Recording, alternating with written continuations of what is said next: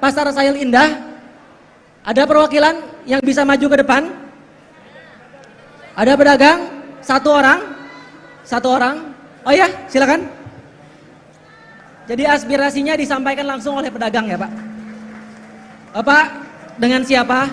Pak Ihsan. Dengan Pak Ihsan. Pak Ihsan, silakan, ini mikrofonnya. Silakan Pak Ihsan, disampaikan Pak. Bismillahirrahmanirrahim. Assalamualaikum warahmatullahi wabarakatuh.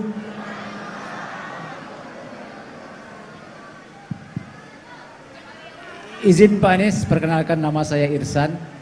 Berkebetulan saya dipercaya sebagai Ketua Pedagang Pasar Sayil pada saat ini. Pertama sekali kami mengucapkan selamat datang kepada Pak Anies beserta rombongan. Benar sekali seperti apa yang disampaikan oleh pembawa acara tadi, bahwasanya Pasar Sayil di mana tempat kita berdiri, kita berkumpul pada saat ini, pernah berpredikat sebagai pasar tradisional terbaik, sebagai pasar tradisional percontohan se-Sumatera. Alhamdulillah. Namun Pak Anies, ini ada cerita sedikit Pak Anies. Seiring berjalannya waktu, lebih kurang beberapa tahun ke belakang Pak Anies, keanjlokan, kemerosotan itu terjadi Pak Anies.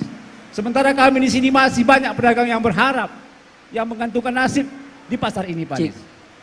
Mungkin saya tidak akan memaparkan seperti apa penyebab, apa yang membuat ini terjadi. Pak Anies kan cerdas orangnya. Pak Anies yang berpikir, kami tolong bantu kami. Kami tidak bisa lagi untuk mengatakan begini begitu. Sudah puas Pak Anies.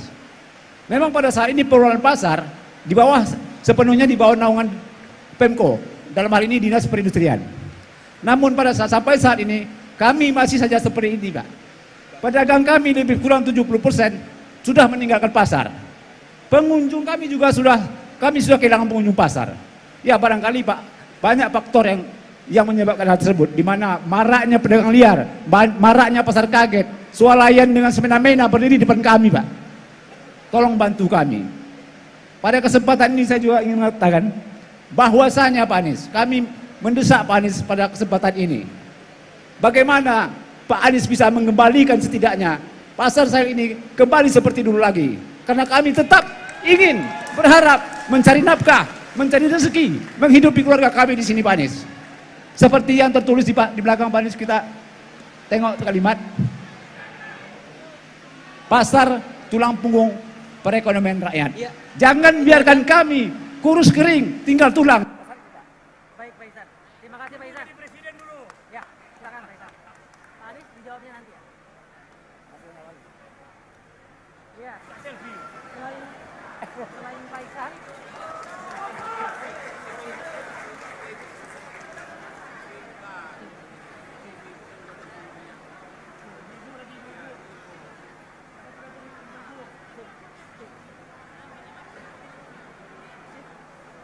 ya, selain Pak Ihsan, tentu masih ada aspirasi-aspirasi lain dari pedagang pasar saya tentunya. Kalau tadi udah cowok, udah bapak-bapak, udah Pak Ihsan, sekarang aku pengen maciknya. Ada yang berani macinya? Ibu silakan.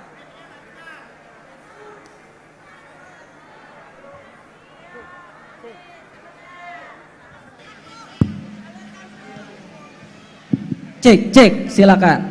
Ibu dengan ibu siapa ibu? Ibu Siti Rasima. Nah, Ibu Siti Rasima silakan. Nengok Pak Anies aja udah senang hati ini ya.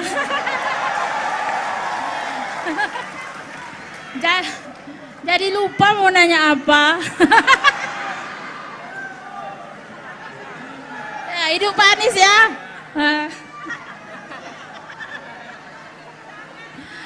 Assalamualaikum warahmatullahi wabarakatuh. Baca ya Pak. Baca Pak. Saya salah satu perwakilan pedagang Pasar Sayil Pak. Nama saya Siti Rasima. Dalam hal ini saya hanya ingin menjelaskan Pak tentang keadaan pasar. Keadaan pasar dan keadaan pedagang sekarang ini tidak baik-baik saja Pak. Di mana kini harga bahan pokok yang melonjak naik, pasar online yang marak, pasar modern yang tersebar luar seperti swalayan yang berdiri di dekat pasar-pasar tradisional Pak. Contohnya Daily Mart, Pak.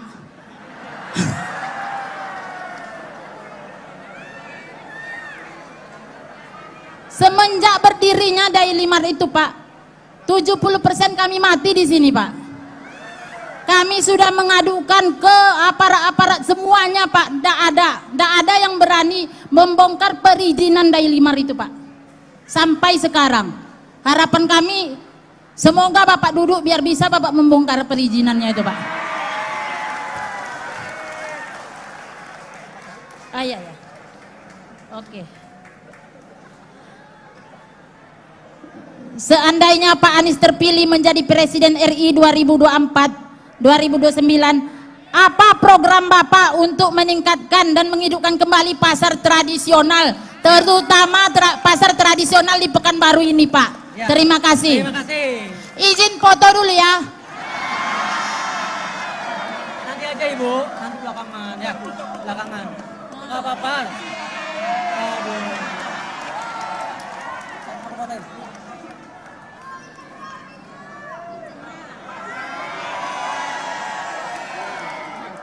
Bu, balikin ke orang. 1, 2, 3. 1, 2, 3. Udah ya? Udah ya? Nggak ada pertanyaan lagi ya? Udah nggak? Udah apa masih ada? Oke, terakhir tapi jangan lama-lama. Jangan pakai foto. Silakan. Nggak mau? Oke? Oke, silakan. Hidup Pasar Sail. Ibu singkat aja. Assalamualaikum warahmatullahi wabarakatuh. Selamat sore Pak Anies, perkenalkan saya Wiwi Ekasari. Saya pedagang Pak, pakaian jadi yang di sudut sana. Ya, masih dibuka Pak. Ya. Semoga Pak Anies dan kita semua di sini dalam keadaan sehat walafiat. Amin. Jujur Pak, sebelum Bapak sampai di sini, saya belum ada pilihan tentang Pilpres, pemilihan presiden Pilpres yang 2024. Tapi menengok Pak Anies, nampaknya ada perubahan. Karena menurut saya Pak, selama ini Presiden Indonesia tidak ada yang peduli kepada rakyat kecil, apalagi pedagang kecil Pak. Terasa sekali saat ini Pak, pasar sepi, daya beli masyarakat ke pasar itu sangat berkurang. Sementara biaya hidup kita semakin lama semakin tinggi, pendapatan kita menurun Pak. Kami mohon sekali setelah Bapak nanti duduk, seandainya Bapak dipilih, tolong perubahan tentang pasar. Dan saya ingin mendesak Bapak, kami di sini Pak puluhan tahun berjualan, menyewa kedai, menyewa toko dengan puluhan juta juga setiap tahunnya. Kami ingin Pak, kami ingin mendesak pedagang yang udah lama berjualan di sini. Kami mohon kepada Bapak tidak lagi membayar sewa toko atau sewa kedai. Dan kami ingin mendesak supaya Bapak bisa meminta ke pemerintah Pekanbaru Kota untuk kami pedagang yang udah lama berjualan di sini, untuk membebaskan kami biaya sewa menyewa dan mendapatkan kami toko yang telah kami sewa selama ini, mendapatkan hak Pak. Mudah-mudahan saya rasa Bapak mengerti. Kalau sewa kedai saya Pak sebelumnya 11 juta setahun. Tapi berjalannya waktu Pak, rasanya berat Pak untuk masa ini untuk membayarnya. Mudah-mudahan setelah ini ada perubahan untuk Pak Anies. Sebelum saya akhiri, saya ingin berpantun karena kita Pekanbaru ini identik dengan pantun. Makan buah duku rasanya manis. Kita makan di hari Jumat. Mari kita dukung dan pilih Pak Anies di Pilpres 2024. Karena saya udah berubah pikiran, karena saya udah berjumpa dengan Bapak, saya tetapkan hati saya untuk memilih Pak Anies. Baik Ibu, terima kasih banyak. Silakan. Udah difotoin banyak Bu.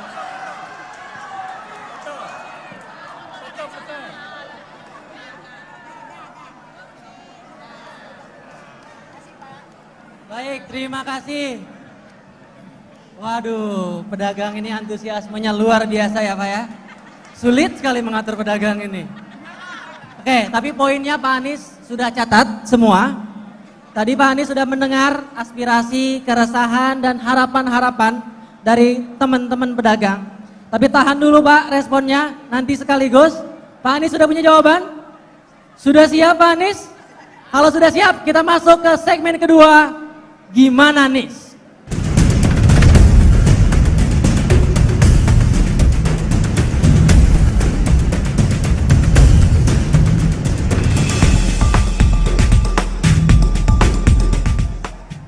Nah Pak, menjelang akhir tahun, harga-harga bahan pokok itu naik nih Pak, hampir semua ya. Saya punya data, harga per kilogram daging sapi itu 147.000. Cabai merah keriting 78.000.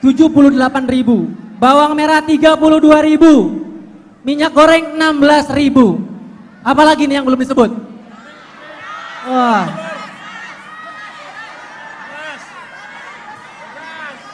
Naik semua pokoknya ya. Nah Pak, gimana nih strategi Bapak untuk menjaga harga kebutuhan tersebut agar kedepannya bisa stabil? Agar pedagang ini bisa untung terus. Begitu Pak. Silakan dijawab dalam waktu 2 menit. Iya, ini kayak debat tadi malam ya. Nggak apa-apa. Kalau jawabnya 10 menit nggak selesai nanti urusannya ya. Jadi terima kasih. Pertama, kita mengalami tahun baru, lebaran, itu tiap tahun. Bukan sesuatu yang mendadak, betul kan? Jadi sebenarnya langkah yang harus dikerjakan adalah menyiapkan sejak awal bahwa akan ada lonjakan permintaan di bulan Ramadan menjelang lebaran, apalagi ketika saat lebaran. Lalu yang kedua, ketika akhir tahun juga akan ada lonjakan, sehingga produksi ditingkatkan sejak awal. Yang problem selama ini adalah produksinya tidak disiapkan untuk lonjakan permintaan. Padahal semua tahu yang namanya restoran, kemudian pasar, Ramadan itu pasti penjualannya lebih tinggi daripada hari biasa, betul kan? Namanya sih puasa, betul kan? Kenyataannya konsumsinya lebih besar, betul kan? Dan itu sesuatu yang terjadi. Jadi saya ketika dulu mimpin Jakarta, saya sempat bilang, ini aneh ini. Kita jelas-jelas tiap tahun ada puasa, tiap tahun ada lebaran, tiap tahun akhir tahun, tapi kita produksi rata. Terus ketika ada lonjakan permintaan, kita impor. Betul kan? Nah, jadi strateginya ini tidak bisa dikerjakan oleh pemerintah daerah, harus pemerintah nasional. Meningkatkan produksi mengikuti siklus permintaan, bukan rata seperti biasa. Yang kedua, caranya bagaimana? Membuat bahasa yang biasa resminya namanya kontrak farming. Tapi kalau bahasa yang kita gunakan ini pakai bahasa Indonesia, kita biasa sebut jaminan pembelian panen atau kontrak pembelian panen. Jadi petani ketika mereka bercocok tanam, dia sudah memiliki kontrak bahwa akan ada yang membeli hasilnya. Sehingga selama dia bercocok tanam, dia tenang. Itu namanya kontrak hasil pertanian. Nama resminya kontrak farming. Bukan buruh kontrak, tapi petaninya. Kami sudah mengerjakan di Jakarta. Apa yang terjadi?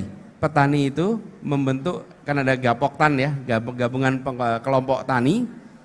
Kita berkontrak dengan mereka selama 5 tahun.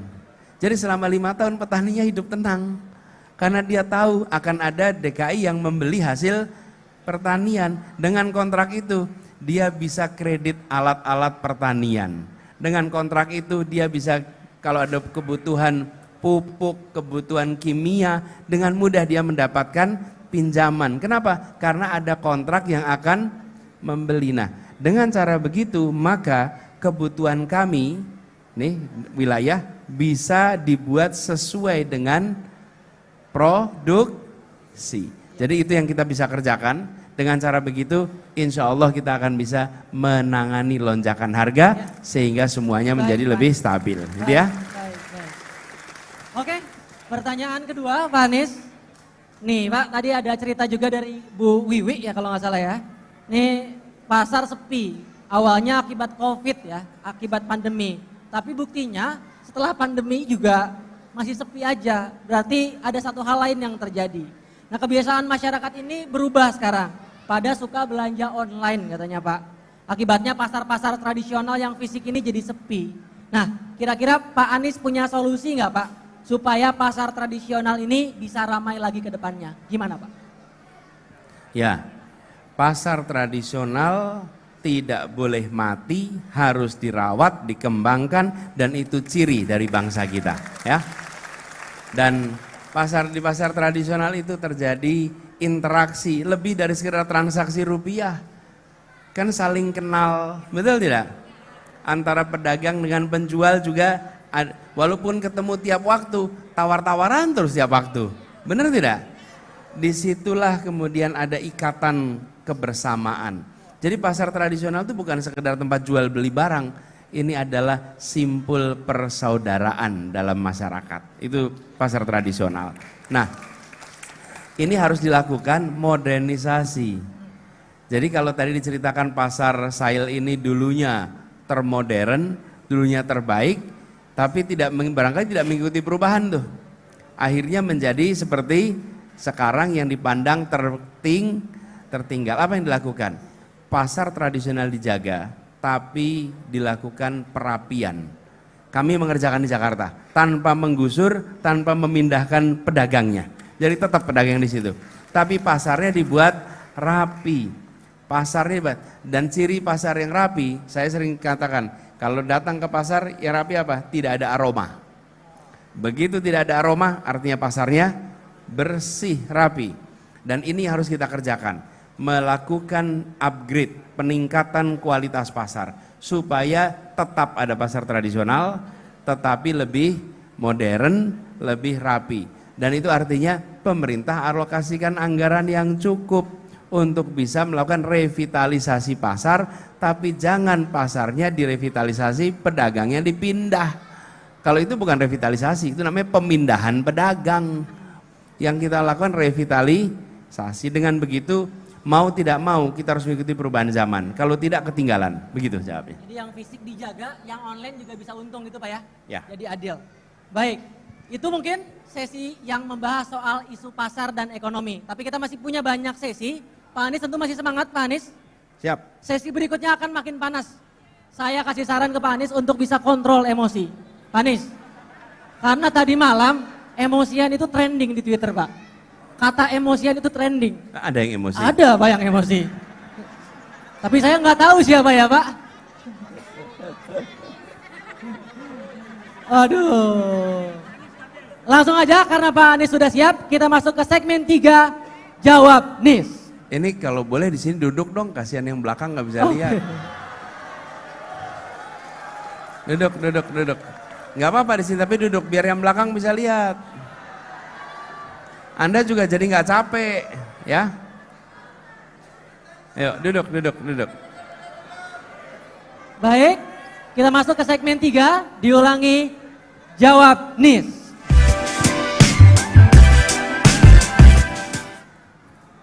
Baik, ini pertanyaannya lebih banyak, isunya lebih variatif, mencakup berbagai aspek yang menjadi masalah di Provinsi Riau ini. Yang pertama, Pak, jumlah tenaga kerja asing di Provinsi Riau ini banyak banget Pak. Tercatat 117.000 orang di tahun 2023. Gak cuma nambah jumlahnya, gaji mereka itu juga lebih besar daripada yang lokal Pak. Bagaimana tanggapan Bapak terhadap fakta ini dan apa solusi Bapak ke depannya? Silakan Pak, waktu menjawab 2 menit. Yang pertama, tidak boleh ada tenaga kerja asing ilegal yang dibiarkan bekerja. Nomor 1. Semua yang ilegal tidak boleh dan harus ditindak. Yang harus ditindak siapa? Pekerjanya dan yang memperkerjakannya. Dua-duanya harus ditindak. Karena kalau ada pekerja asing ilegal, itu artinya menyerobot jatah tenaga kerja kita. Itu nomor 1. Kemudian yang kedua, kita harus secara bertahap meningkatkan kompetensi tenaga kerja kita untuk bisa nantinya menggantikan tenaga asing legal yang bekerja di sini. Karena sebagian ekspat itu dibutuhkan karena di sini belum ada, harus disiapkan penggantinya. Tidak boleh terus-menerus kita sekedar wah sudah asing 10 tahun 15 tahun tetap. Itu artinya ketergantungan. Ketika kita punya kebutuhan kita belum ada, kita pakai, tapi kita harus menyiapkan penggantinya. Jangan kemudian tidak disiapkan penggantinya. Merekrut tenaga kerja asing sifatnya temporer, bukan permanen. Nah, supaya temporer kita harus menyiapkan tenaga kerja.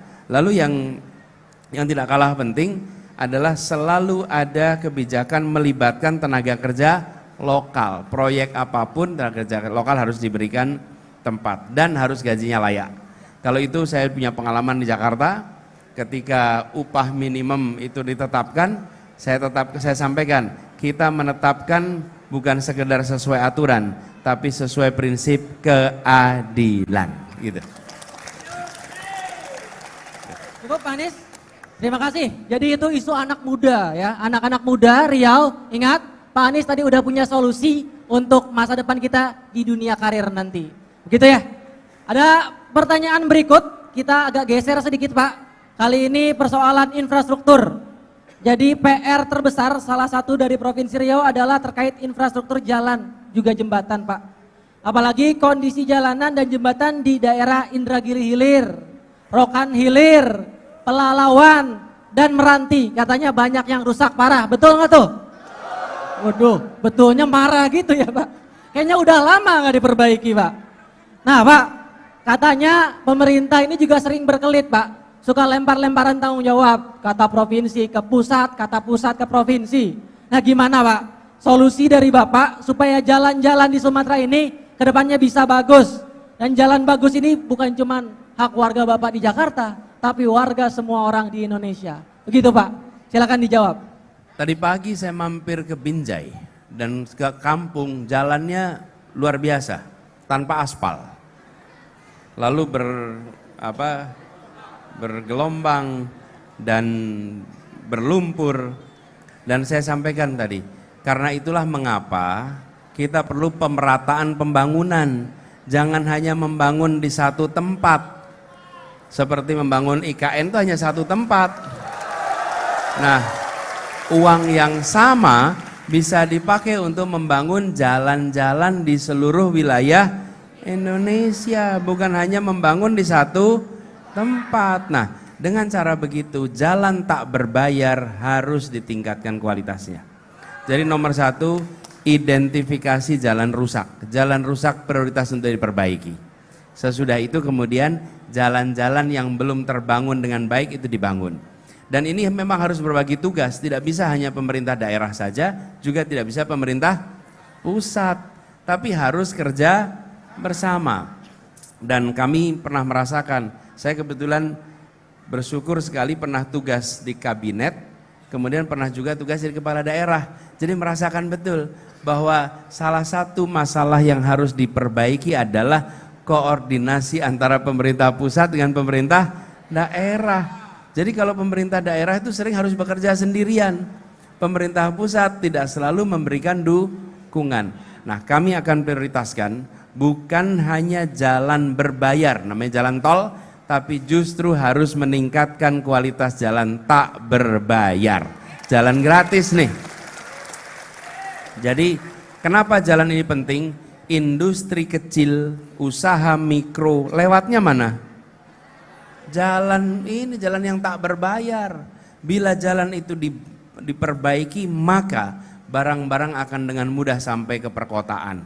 Jalan barang akan mudah sampai ke pasar. Konsekuensinya mereka akan lebih sejahtera. Makin banyak barang ke pasar, makin bergerak perekonomiannya. Kalau makin bergerak perekonomiannya, makin banyak pajak ke pemerintah. Kalau pajak pemerintah makin banyak, artinya uang di pemerintah makin banyak untuk melakukan pembangunan. Itulah siklusnya kira-kira begitu. Ya, makasih. Baik Pak Anies. Tadi soal pasar udah, tenaga kerja udah, infrastruktur udah, tapi masalah masih banyak Pak. Kali ini kita geser Pak, isunya terkait dengan kesehatan. Ini ada banyak kasus BPJS Pak. Di Provinsi Riau itu katanya pelayanannya beda banget dengan bayar sendiri Pak. Administrasinya ribet, birokrasinya juga sulit, begitu Pak faktanya. Kira-kira Pak Anies punya solusi nggak Pak? Supaya layanan BPJS ini bisa lebih bagus lagi. Ya. Nah ini pertanyaan dari Instagram Pak. Dari Jadi, Instagram? Dari Instagram, Oke. dari anak Riau. Silakan Ya. Pak. Di sini acungkan tangan yang pernah mengalami kesulitan ketika ke rumah sakit. Banyak Pak. Di belakang juga ada Pak. Semuanya. Hampir semua. Banyak ya. Bisa apalagi penyandang disabilitas ya. Begini Mas sekalian. Ini persoalannya tidak bisa hanya diselesaikan oleh satu pikiran. Kenapa? Menurut saya ini adalah masalah mendasar yang harus diperbaiki segera. Pelayanan kesehatan kita, khususnya bagi pengguna BPJS, seringkali dirasakan lebih rendah dibandingkan non BPJS. Padahal semuanya dari rakyat Indonesia, semuanya berhak mendapatkan pelayanan kesehatan yang baik, yang berkualitas, sehingga datang ke tempat pelayanan kesehatan pulang itu bersyukur, bukan datang pulangnya makin sakit, makin miskin. Itu berat itu. Jadi karena itu kami sudah menyiapkan Bapak sekalian, bila ini menjadi PR kita akan membuat sebuah sistem yang tidak merugikan bagi semua. Tapi harus bicara dengan siapa? Dokter diajak bicara. Harus. Pengelola rumah sakit diajak bicara. Tenaga kesehatan diajak bicara. Kemudian pasien diajak berbicara. Kemudian pemerintah diajak bicara, baik pusat maupun daerah.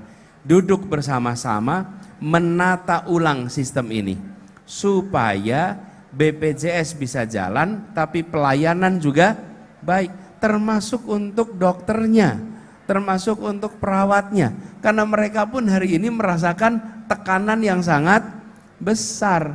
Jadi kalau tidak duduk sama-sama, hanya diputuskan sepihak oleh BPJS, hanya diputuskan sepihak oleh Kementerian Kesehatan, maka ini tidak akan menghasilkan solusi yang baik. Kita berencana duduk sama-sama, bikin sistem yang lebih baik, yang insya Allah semua orang datang dapat pelayanan baik dan pulang dengan rasa syukur. Baik Pak Anies. Permasalahannya masih banyak Pak, pertanyaannya juga masih banyak. Kali ini kita geser Pak, soal bansos nih Pak.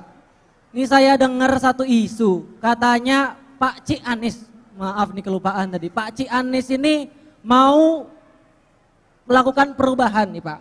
Salah satunya soal bansos. Katanya Bapak ini nggak setuju bansos begitu Pak. Apa betul mau dihilangkan? Kan bansos itu bantuin orang banyak Pak. Kenapa malah dihilangkan Pak? Silakan, 2 menit waktunya Pak. Ya, dulu waktu saya mengikuti pilkada di Jakarta tahun 2017, begini juga ceritanya. Kalau nanti gubernurnya diganti, maka KJP-nya hilang. KJP itu kartu Jakarta Pintar, hilang. Jadi digosipin. Sekarang juga gitu. Kalau perubahan bansosnya hilang. Oh nggak hilang. Nggak hilang. Malah saya tunjukin nih. Nih, nanti akan ada bansos plus.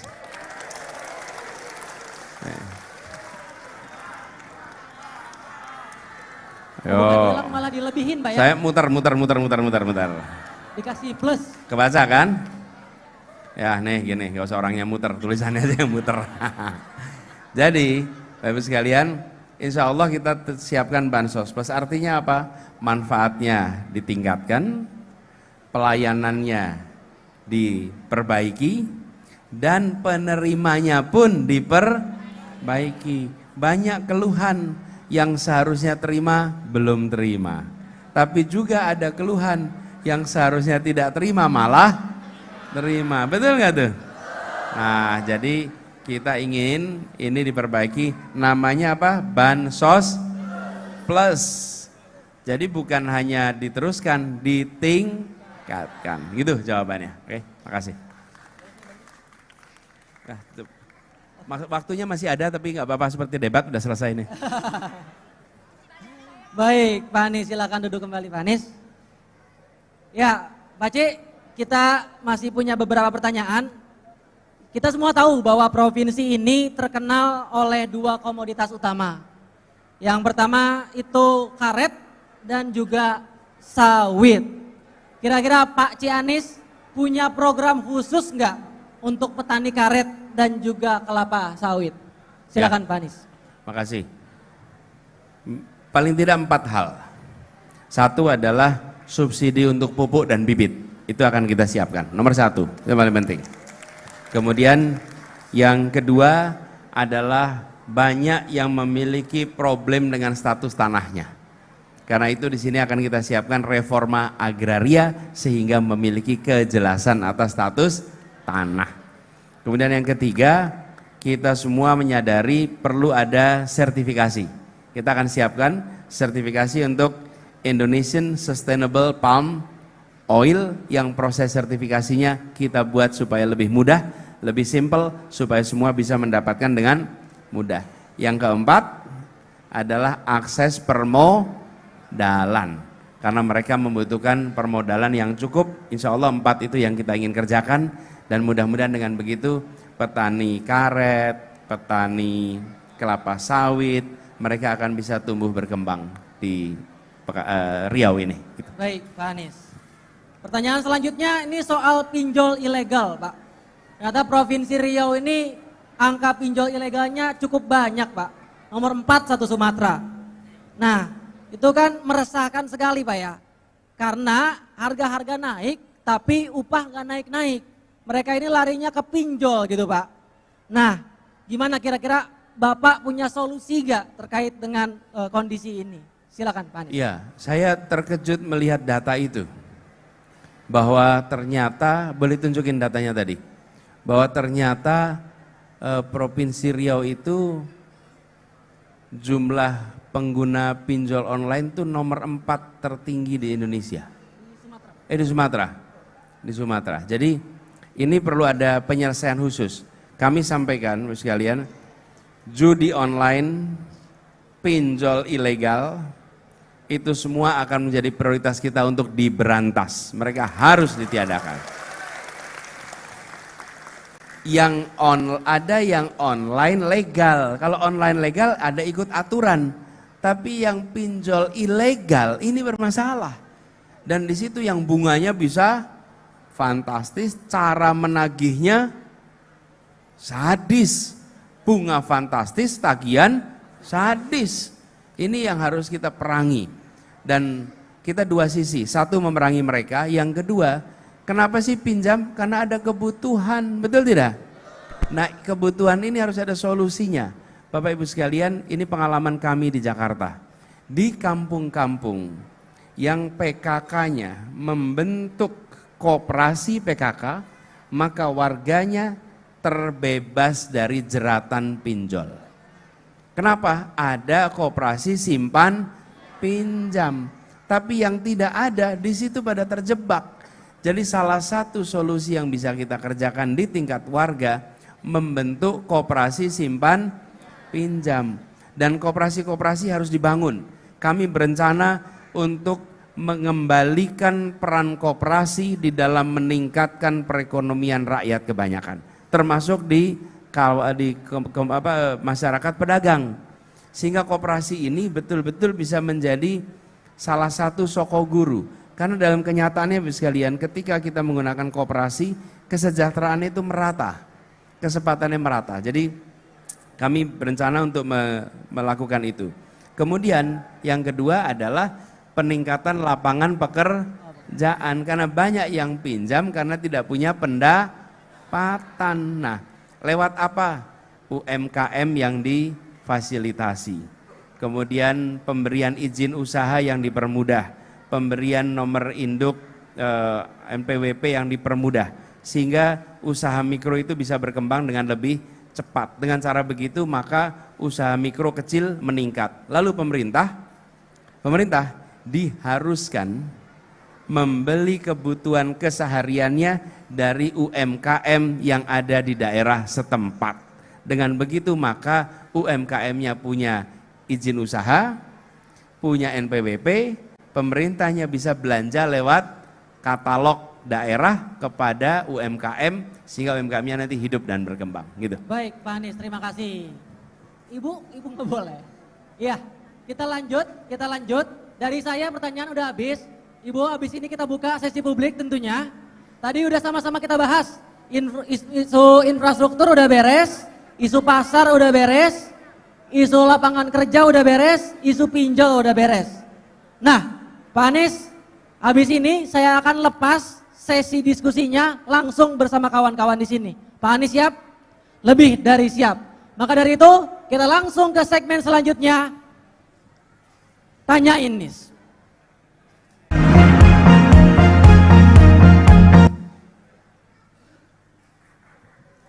Baik.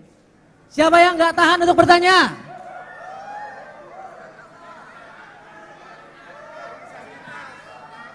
Baik. Ada, semua dapat giliran. Ibu-ibu pedagang dapat giliran, disabilitas dapat giliran, mahasiswa dapat giliran, semua dapat giliran. Ini saya biar adil, sebelah sini dulu, habis itu sebelah sini, gitu ya. Adil ya, adil. Oke, kita mulai dari sini. Yang di depan saya, kalau saya hitung 1, 2, 3, angkat tangan semua ya. 1, 2, 3. Yang belakang apa yang depan ya? Baik, kalau gitu Bapak yang depan silakan. Silakan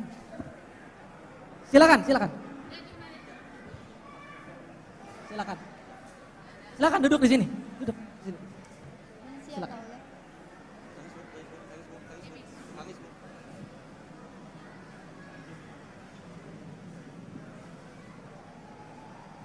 Assalamualaikum. Ya, silakan. Warahmatullahi. Ibu sebelah sini. Ya.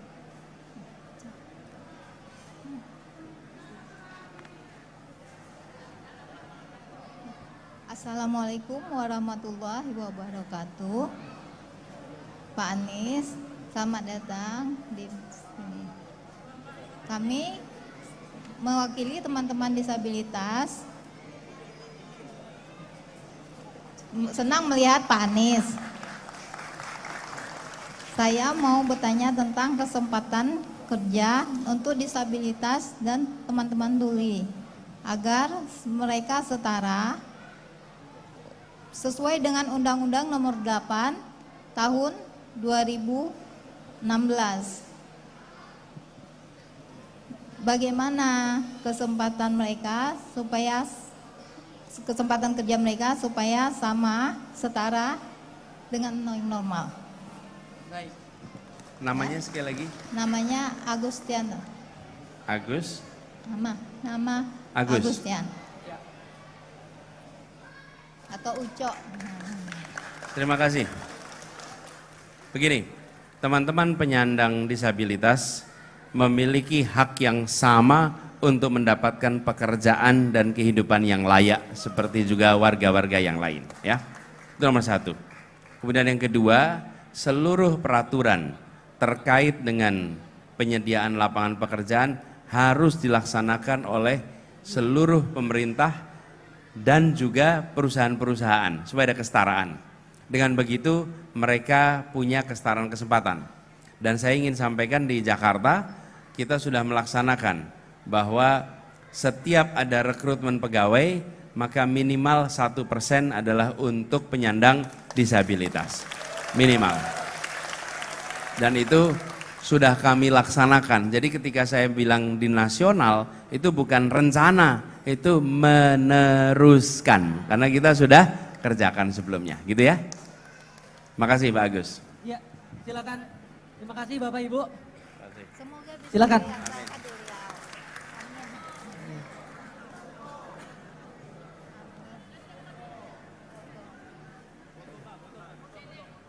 Iya, Pak Anies mungkin bisa foto sedikit.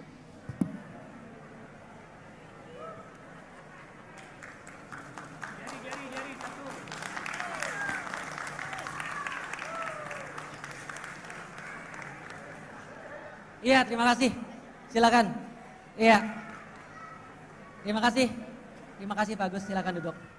Baik, sesuai dengan janji saya, sebelah sini sudah, kita geser sekarang ke depan. Yang di depan saya hitung, 1, 2, 3, yang punya pertanyaan silakan angkat tangan. 1, 2, 3. Yang belakang dulu, tadi udah yang depan, sekarang yang belakang. Silakan. Silakan.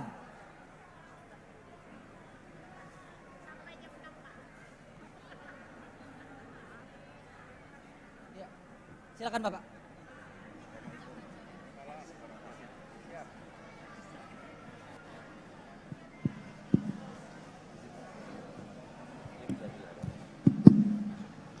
Assalamualaikum warahmatullahi wabarakatuh.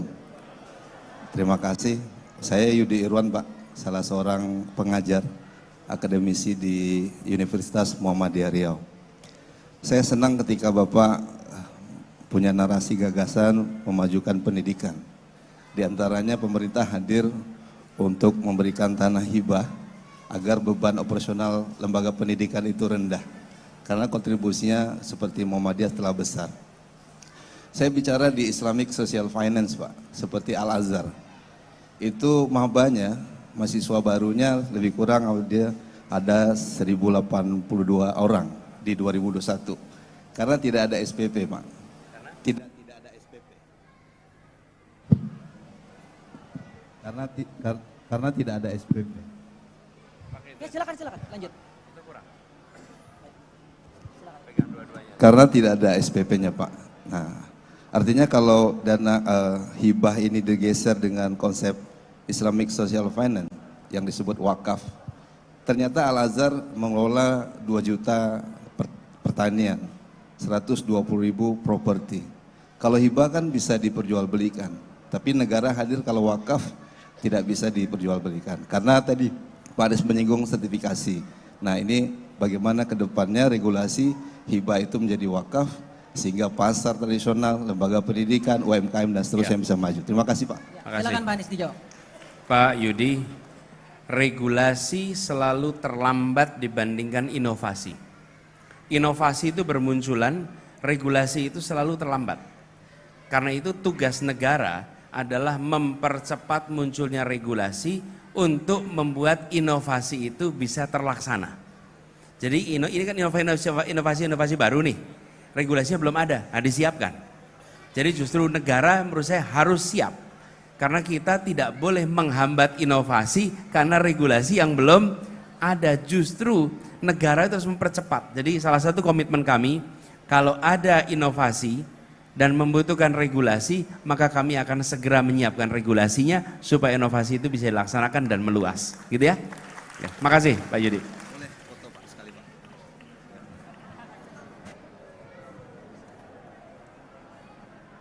Ya, silakan. Oke, terima kasih. Pertanyaan kedua sudah selesai. Berikutnya saya pengen cewek lah. Saya pengen macik-macik atau kakak-kakak yang perempuan. Sebelah sini dulu apa sana dulu? Sini dulu ya. Kok yang sono pada nunjuk sini? Oke, sebelah sini saya hitung. 1, 1, 1, angkat tangan. Silakan. Maci yang belakang. Oh kakak, ya bukan maci, maaf. Silakan kakak. Disampaikan pertanyaannya dalam waktu 1 menit. Silakan duduk. Baik, Assalamualaikum warahmatullahi wabarakatuh. Perkenalkan, nama saya Sartika Hanafi dari Universitas Islam Riau, jurusan Teknik Perminyakan.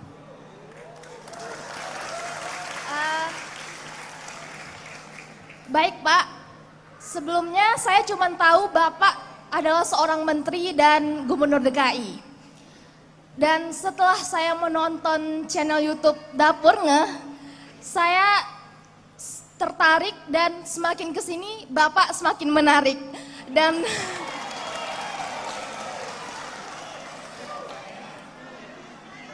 Dan semoga Bapak bisa memimpin Indonesia yang kita cintai ini. Baik Pak, saya ingin menyampaikan keresahan saya. Jadi gini Pak, Nama panggilannya siapa? Tika.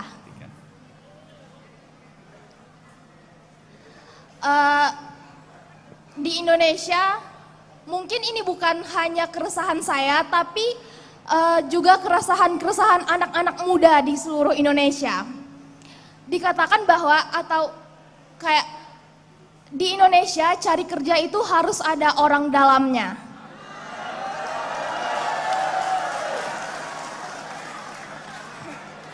Perasaan tadi malam saya ngomong itu ya. Enggak, bener. Terusin. Dan saya yang tidak punya orang dalam dan banyak juga anak-anak muda yang ingin menggapai cita-cita juga tidak punya orang dalam. Mungkin terdapat kesusahan di sini, Pak. Jadi bagaimana pencerahan dan tanggapan Bapak untuk mengobati keresahan saya? Terima kasih. Ya. Makanya tadi malam itu saya bilang soal orang dalam itu betul-betul menyebalkan. Menyebalkan yang luar biasa. Kenapa? Anak dengan prestasi sederet sering dikalahkan dengan orang tanpa prestasi tapi ada ordal. Betul tidak? Iya. Dan lalu membuat yang sudah latih, coba sekarang saya beri contoh nih. Mau ikut kontingen atlet. Oke, atlet olahraga aja, olahraga nih. Nggak ada politik-politiknya nih, olahraga nih. Mau ikut atlet olahraga. Yang satu latihan siang malam terus menerus untuk masuk kontingen misalnya dari Riau untuk ikut PON, oke? Lalu dikalahkan oleh orang lain yang dia punya paman di dalam KONI, kalah dia. Karena ada pamannya di situ yang latihannya sesekali, cuman karena dia punya ordal. Bayangkan frustrasinya yang latihan terus itu. Betul tidak? Ini yang harus dihentikan di Republik ini. Dan dihentikannya dari mana? Dimulai dari yang paling puncak.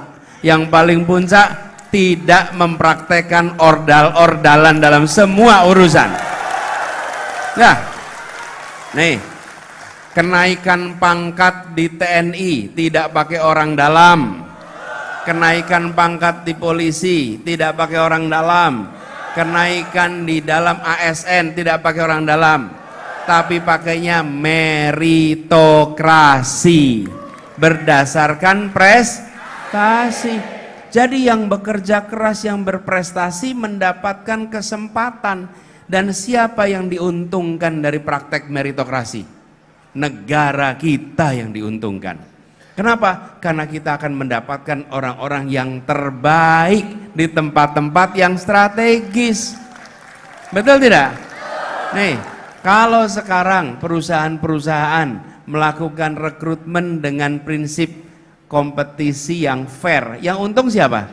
Perusahaannya. Dia nanti akan merekrut orang-orang yang berprestasi. Tapi kalau perusahaannya membiarkan pakai ordal, yang di dalam siapa jadinya? Iya, yang pokoknya punya kenalan, punya kerabat, betul tidak? Betul, Pak. Jadi Tika, salah satu komitmen kami adalah kita ingin mengembalikan dan menjadikan meritokrasi sebagai prinsip yang paling dasar untuk Indonesia maju, untuk Indonesia berkembang. Tapi itu tidak bisa dimulai dari bawah, itu harus dimulainya dari atas. Kalau yang dari atas tidak mempraktekkan, maka yang di bawah juga tidak akan mempraktekkan. Ini saya ceritakan kemarin. Tadi malam saya bilang, keluhan dari guru-guru. Ketemu saya 2 mingguan yang lalu. Pak, ini kami guru-guru honorer direkrut jadi P3K. Tapi yang diangkat adalah mereka-mereka yang punya ordal. Siapa ordalnya? Misalnya pamannya kepala sekolah, kemudian keluarganya kepala dinas, ada yang staf dinas, baru diangkat. Yang tidak punya kerabat, tidak punya kenalan, nggak diangkat. Dan ketika diprotes, mereka menjawab, Wong yang di Jakarta aja pakai ordal, kenapa kita nggak boleh pakai ordal, kata dia. Betul tidak? Karena itulah saya sampaikan, yang merusak sendi kehidupan bernegara adalah praktek-praktek orang dalam seperti ini. Itu tidak boleh diteruskan dan tidak boleh dibiarkan. Komitmen kita akan berantas praktek orang dalam, kita akan kembalikan prinsip meritokrasi, gitu ya. Terima kasih Pak, Indonesia butuh pemimpin seperti Bapak.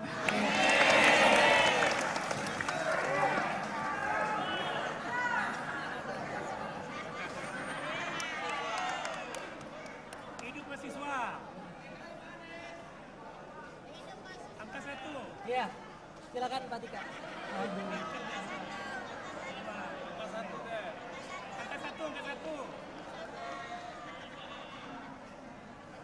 Ya, silakan Katika kembali ke kursinya. Ya. Silakan, terima kasih. Ya. Sekarang giliran sebelah sini. Ya, saya janji. Saya kesinilah biar dekat. Oke, tahan dulu. Abang kamu diatur, tahan dulu. Ya, satu. Aduh. Abang yang ini. Oke. Tadi kan perempuan, sekarang laki-laki, habis ini perempuan lagi. Silakan.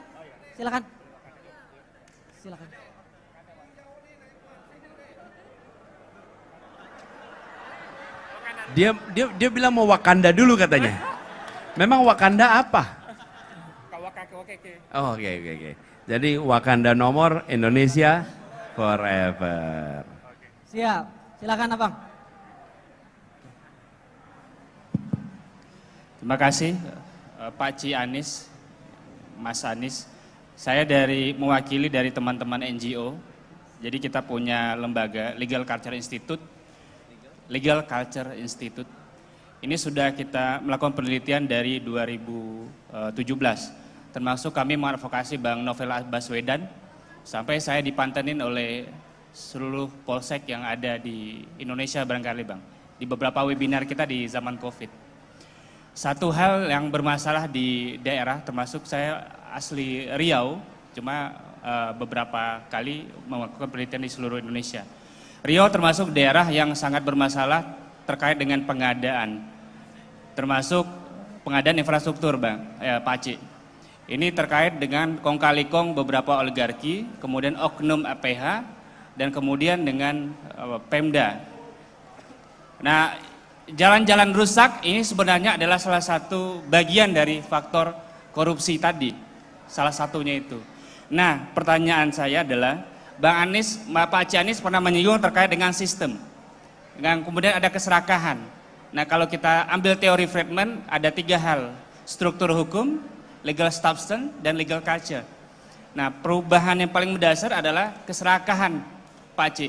Kira-kira, ini kita mendesak Pak Ci Anis, kira-kira berani nggak untuk bisa meluruskan persoalan ini terkait dengan kong kali kong oligarki dan oknum aparat penegak hukum.